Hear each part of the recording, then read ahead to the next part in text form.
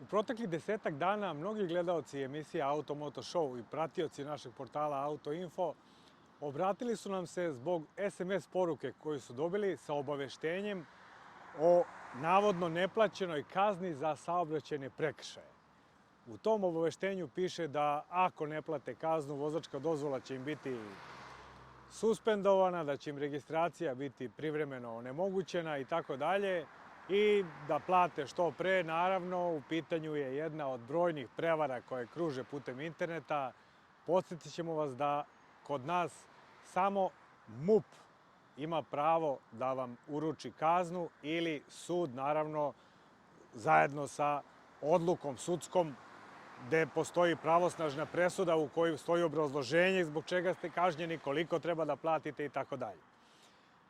Ako napravite neki prekršaj koji zabeleži kamera, onda od MUP-a dobijate poziv da se u roku od 8 dana izjasnite o identitetu osobe koja je upravljala vašim vozilom u vreme kada je prekršaj snimljen.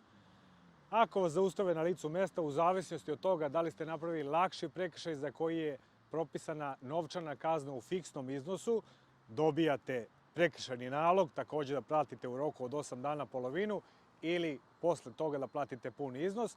A ako je u pitanju teži prekršaj za koji je neophodno sudsko odlučivanje, onda od MUP-a više ne dobijate ništa, sledeći poziv dobijate od suda. To je sve što treba da znate o tome.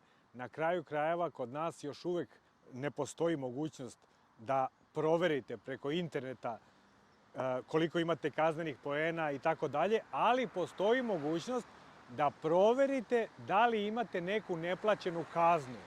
To možete vrlo jednostavno uraditi za samo nekoliko minuta preko portala Ministarstva pravde.